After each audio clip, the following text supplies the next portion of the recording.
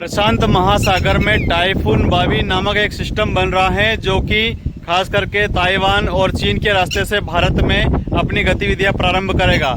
इसकी वजह से जो प्रशांत महासागर में पहले से ही अल नीनो सक्रिय रूप से काम करने के लिए तैयार बैठा हुआ है, उसी प्रकार से यहाँ पर एक और नई बीमारी यहाँ पर खड़ी होने वाली है, जिसकी वजह से आने वाले समय में हमें सूखे की स्थिति का सामना भी करना पड़ सकता है। चूँकि उसका जो मुख्य कारण है वो जिस प्रकार से अपनी गतिविधियां प्रारंभ करता है, निश्चित तौर पर आने वाले समय में बारिश के लिए संकट की स्थिति बनती हुई नजर आ रही है। किसान साथियों, आप देख रहे हैं नानालाल बंबोरिया का मौसम रिपोर्टर का चैनल, और जिस प्रकार से आप सभी शुरू से ही वीडियो को शेयर करते आ रहे हैं, फॉलो करते आ रहे हैं चैनल को, उसी प्रकार से आपसे फिर से आग्रह करना चाहूँगा, चैनल को सब्सक्राइब अवश्य कीजिएगा, वीडियो को शेयर कीजिएगा, ताकि आने वाली मौसम की हर घटना दुर्घटना के बारे में आपके साथ में आम जन भी इससे लाभान्वित हो सके। किसान साथियों, जैसा कि मैंने लंबे समय से आप सभी के लिए एक जो आगाह किया था, उसमें कहीं न कहीं संकेत मिलना प्रारंभ हो चुके हैं, और मैंने उज्जैन से लेकर के अयोध्या, प्रयागराज, वाराणसी, गया जी और उज्जैन के आसपास में जो तीर्थ स्थल हैं, उन सभी स्थलों पर देखा है बारिश को लेकर काफ़ी असमंजस की स्थिति है।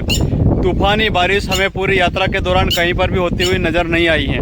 केवल सागर और विदिशा के आसपास में चुनिंदा स्थानों पर आपको बारिश का जो नज़ारा है वो देखने को मिला है। बाकी सभी स्थानों पर जिस प्रकार से मध्य प्रदेश में बारिश की दरकार देखने को मिल रही है, वही स्थिति उन सभी स्थानों पर भी देखने को मिल रही है। लेकिन यहाँ पर अल नीनो का प्रभाव जिस प्रकार से सक्रिय होता हुआ नजर आ रहा है, और आप सभी देख रहे होंगे खंड वर्षा के योग बने हुए हैं। इसके साथ ही दोबारा बोनी कई किसानों को यहाँ पर करना पड़ी है, और इसी बीच में नई एक प्राकृतिक आपदा भी हमारे बीच में आने वाली है, जिसकी वजह से आने वाले समय में बारिश को लेकर के काफ़ी विपरीत परिस्थितियों का सामना हमें करना पड़ सकता है। किसान साथियों, जैसा कि आप सभी देख रहे होंगे कि यहाँ पर लगभग एक सप्ताह हो चुका है, और एक सप्ताह के बाद में 9 तारीख के बाद में यहाँ पर कहीं पर भी आपको बारिश का दौर देखने को नहीं मिला है। अब आगे बारिश की जो स्थिति है वो आपको 15-16 जुलाई के बाद में ही देखने को मिल सकती है। उसी बीच में यहाँ पर एक पश्चिमी विक्षोभ सक्रिय होगा, और इसका साइक्लोनिक सर्कुलेशन सिस्टम भी यहाँ पर सक्रिय होगा। ये दो सिस्टम मध्य प्रदेश से यहाँ पर बंगाल की खाड़ी से सक्रिय होकर के विभिन्न क्षेत्रों में और विभिन्न जिलों में यहाँ पर बारिश कराने में कारगर साबित होंगे। लेकिन जैसी बारिश का अनुपात हमें देखना चाहिए, मिलना चाहिए, जुलाई के समय में वो बारिश का दौर हमें देखने को नहीं मिल रहा है। चूँकि दो प्रकार की गतिविधियां यहाँ पर प्रारंभ हो रही हैं, और बावी सिस्टम जो यहाँ पर देखने को मिल रहा है, सुपर बावी जो यहाँ पर सक्रिय हुआ है, उसकी वजह से निश्चित तौर पर हवाओं का रुख भी बदल चुका है, आसमान की पूरी गतिविधियों को बदल करके रख दिया है। और ताइवान और चीन के रास्ते से जो ये बला मध्य प्रदेश में प्रवेश करने वाली है, भारत देश के कोनों में प्रवेश करने वाली है, निश्चित तौर पर आने वाले समय में काफ़ी विपरीत परिस्थितियां हमें देखने को मिल सकती हैं। किसान साथियों, जैसा कि आप सभी देख रहे होंगे कि इस बार मानसून की गतिविधियों को लेकर काफ़ी विपरीत असर देखने को मिल रहा है। उसका मुख्य कारण यह है कि प्रशांत महासागर हो, चाहे हिंद महासागर हो या बंगाल की खाड़ी हो, कहीं पर भी अनुकूल परिस्थितियां यहाँ पर पैदा नहीं हो रही है। यहाँ तक कि प्रशांत महासागर में एक साथ दो विपरीत परिस्थितियों को लेकर के आने वाले बावी तूफान और इसके साथ में अल नीनो दोनों सक्रिय होकर के यहाँ पर असर कराने में कारगर साबित हो रहे हैं, और उसी कारण से यहाँ पर मध्य प्रदेश में और भारत देश के अन्य जिलों में भी ये बारिश का जो समीकरण है पूरी तरह से बिगड़ चुका है।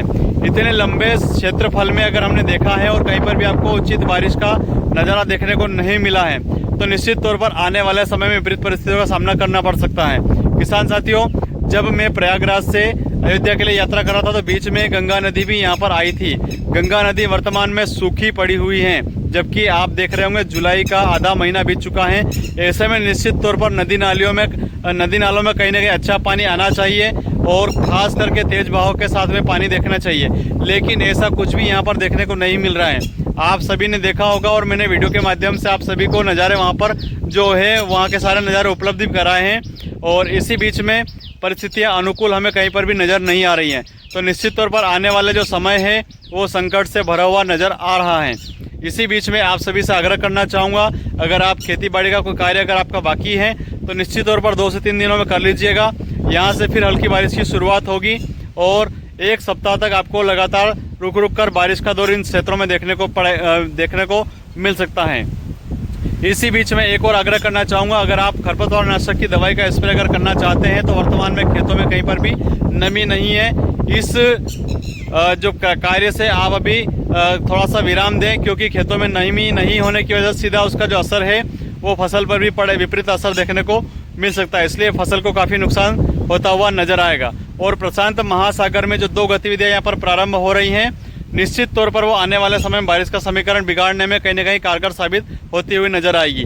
तो अगली जो बारिश का जो समीकरण है वो 15-16 जुलाई के बाद में सक्रिय होगा। तब तक आप अपना कृषि कार्य निपटा लीजिए और भगवान से प्रार्थना कीजिए कि 2 विपरीत परिस्थितियां जो यहाँ पर प्रशांत महासागर में बन रही हैं, जो आने वाले समय में बारिश के समीकरण को बिगाड़ सकती है, निश्चित तौर पर इसको टालने के लिए पूरी प्रार्थना कीजिए। हो सकता है आने वाले समय में आप सभी की प्रार्थना कारगर साबित हो और भगवान अच्छा करे और अच्छी बारिश देखने को मिले। किसान साथियों, मेरा पूरा रिसर्च चल रहा है कि किस प्रकार से अल नीनो और जो बावी तूफान है इसका जो असर है वो किस प्रकार से देखने को मिलेगा आने वाले समय में। बहुत जल्द आपके बीच में एक वीडियो लेकर के आऊँगा जिसमें पूरी विस्तार से इसके बारे में जानकारी उपलब्ध कराऊंगा। चैनल को सब्सक्राइब करना बिल्कुल भी ना भूलिएगा और वीडियो को ज़्यादा से ज़्यादा शेयर कीजिएगा, ताकि सभी किसानों को यह पता चल सके कि वो कौन सी 2 चीज़ें हैं जिसकी वजह से बारिश का समीकरण प्रभावित हो रहा है और आने वाले समय में कब बारिश का दौर देखने को मिलेगा। जय हिंद, जय भारत। देखते रहिए हमेशा नानालाल बंबोरा की खास रिपोर्ट।